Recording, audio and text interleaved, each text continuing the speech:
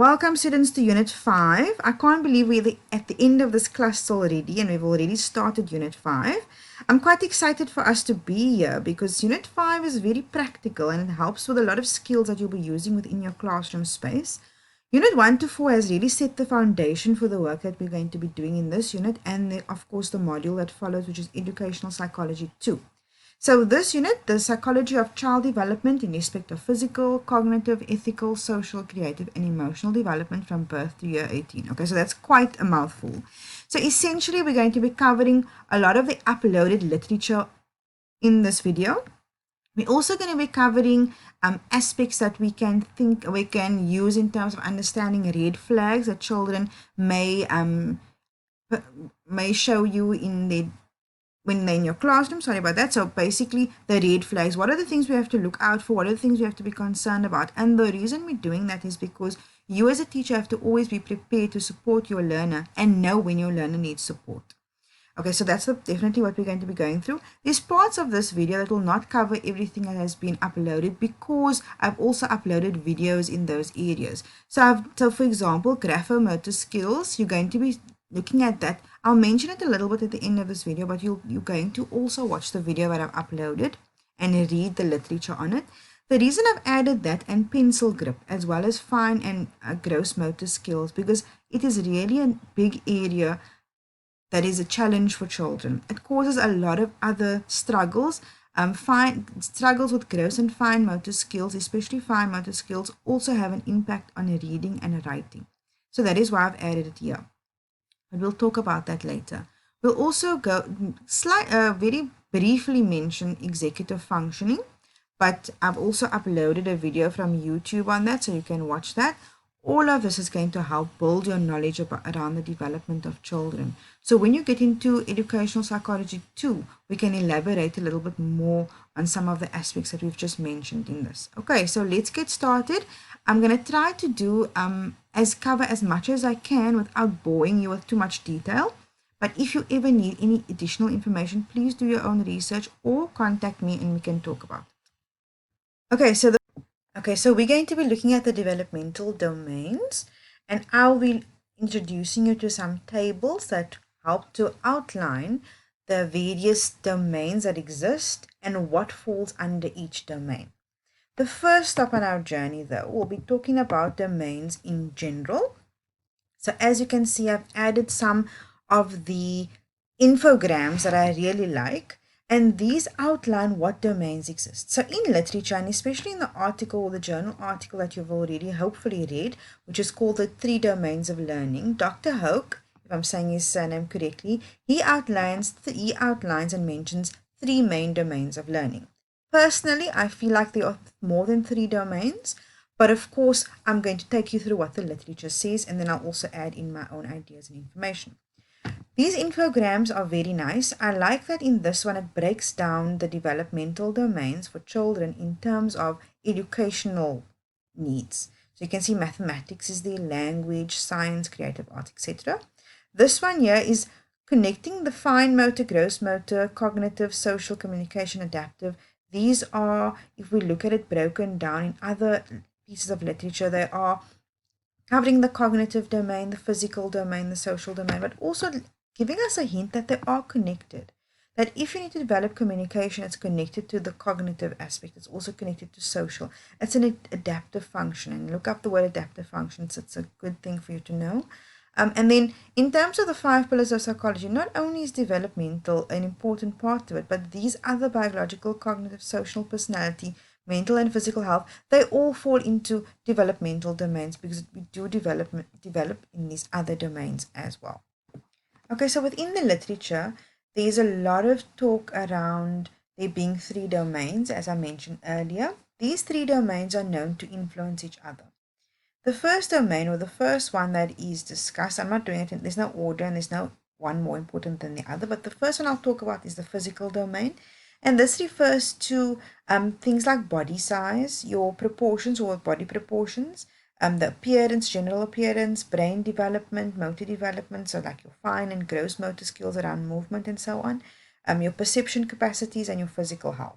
Then the cognitive domain looks more at thought processes, your intellect or your intellectual abilities, And this also includes like attention, memory, problem solving, imagination, creativity, your academic and everyday knowledge, and of course, metacognition and language as well. The social or emotional domain includes things like self-knowledge, the knowledge of where you are, who you are, so your like your self-esteem, your sexual identity, your ethnic identity, and also metacognition as well, which falls in here as well. And then you have model reasoning and understanding and expression of emotions, the way you are able to feel them, understand them, talk to others about them, express them. And then also self-regulation, your temperament and your understanding of others, your interpersonal skills, and here also friendships. So a very basic way on how we could mention that one affects the other. If you have a child who is very slow in physical development, you can see the body proportions are different. Unfortunately, we live in a world where not enough people teach their children to be kind and accepting of differences. A lot of people do, but some people maybe are not there yet. So children will make others feel out, make them feel different, make them feel like they don't belong, which is very unfortunate because every child develops at their own pace and the way that they should develop. In these cases, that child may develop poor self esteem. So, that physical domain is impacting their social and emotional domain because it affects the way they feel about themselves. It also affects their interpersonal skills, their abilities to build friendships and to have people around them that are the age that they can practice these skills. Because the reason that peers become so important is also one of the reasons also is that we practice our skills that we all have at the same time. So if we're all 12 years old, we all have similar skills and we're all practicing that with each other unconsciously. So these are the three domains that are outlined in literature as the main three. Again, I said you don't have to see them as the only three, but they are the ones that are most prevalent in the literature. This first table I adjusted and took from a book I was reading on play therapy. I really like this table. It breaks up, as you can see here, it breaks it up into 5 different domains. It talks about each domain. It explains the domain and also gives you example of what falls within that domain. So I also uploaded this onto the unit and I think it would be a really good idea. I do this for myself.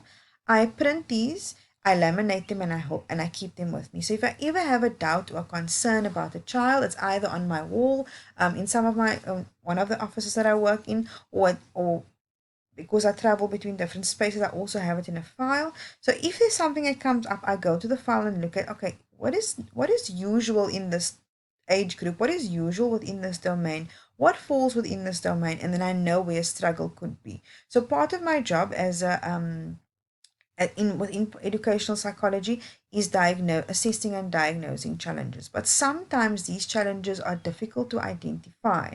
So you don't know, does it fall within the social domain, the emotional domain, because we obviously have to intervene correctly. These tables or this kind of understanding helps you to identify where the challenge sits, and then it obviously informs your intervention. So as teachers, this is also important for you because you'll also be intervening with your children or with your learners, and this tables and tables like this and knowledge about this kind of thing is going to help you in that quite a bit.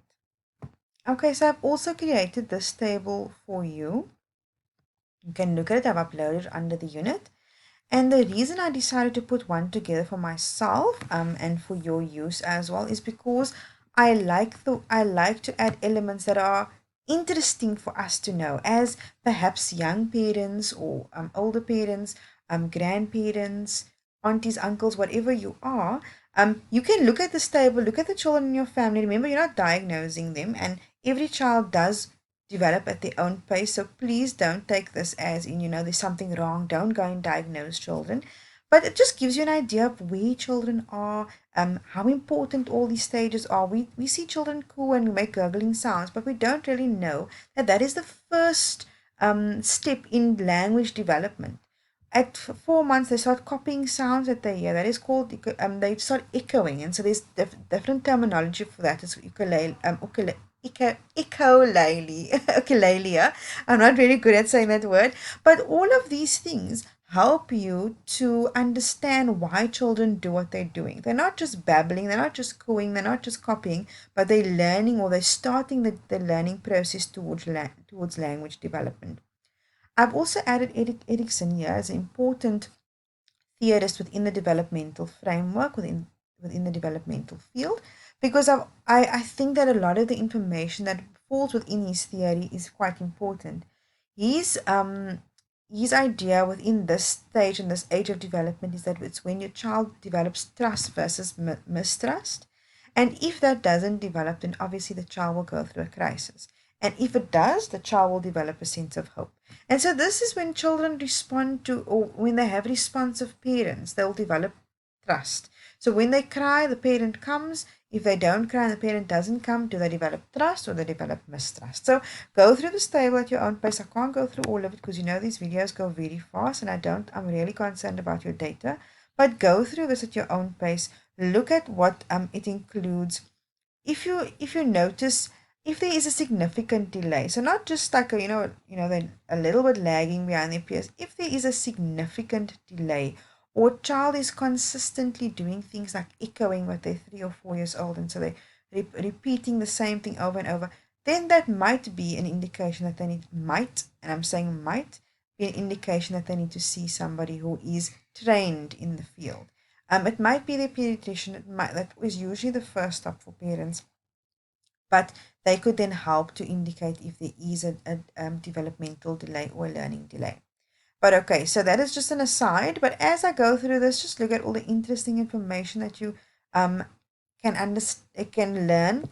If you look at this one, legs and leg muscles grow stronger from the age of 3 to 4. So this is why children need to be active, why they need to be running and jumping so they can develop their leg muscles. Because if they don't, it will affect them later on, and it will affect the ability to walk and run and play. I love this around language development because right now my daughter is over here. I'm just bringing my own example in here. My daughter is in this stage over here, and so she's developing language skills, and she talks from the time she wakes up in the morning till the time she goes to sleep. So I go and look at language development. Is this where she is? Yes, it is. How many words is she knowing? Is she going to be learning now? What should she be doing? What shouldn't she be doing? I don't use it to diagnose my child, of course not, but it also just gives me an indication of what is important. Developing hand-eye coordination is important here. What are the skills and what are the little activities we need to do to help them to develop that hand-eye coordination? So again, go and have a look at this table. Make yourself more aware of what happens in every stage. Just build your own knowledge because it really makes a significant difference if you have a good understanding of these elements because they do help you within the teaching space and within, your life in general too. Okay, so these are one of the topics that I'm not going to go into too much detail because you will be covering it in educational psychology too. But I want to give us a quick outline of it because I feel like we can't talk about development if we don't talk about attachment. So the theorist we're talking about here is John Bowlby, and he really spoke about attachment theory in a very deep sense. And attachment theory is around the relationship that a child has with a primary caregiver. Usually it's the mother, but it could be another person like the grandmother, or if it's just the father. It depends on who the primary caregiver is. And it's around the emotional bond that connects the person across space and across time. It doesn't necessarily have to be reciprocal. The one person may feel more attached than the other, but really it's about the adult's responsiveness and sensitivity towards the child needs. And attachment theory explains how the parent-child relationship emerges and influences the development of the child. So you can see why I brought it in development here. Okay, so we're almost at the end of the video. So if I cut off, then you'll obviously know you need to go into the next video. So the main features of the theory of Bowlby is around the attachment with one person, and the special attachment to one person is called monotrophy. It's a strong relationship with one person, and it should be unbroken for the first 2 years. Personally, I feel that it should be for the first 5 years because the relationship a child builds with that primary caregiver, the looking into each other's eyes, the touching, the feeling, the hugging, the loving, the kissing, it's extremely important for development. Okay, I'll continue this topic within the next video.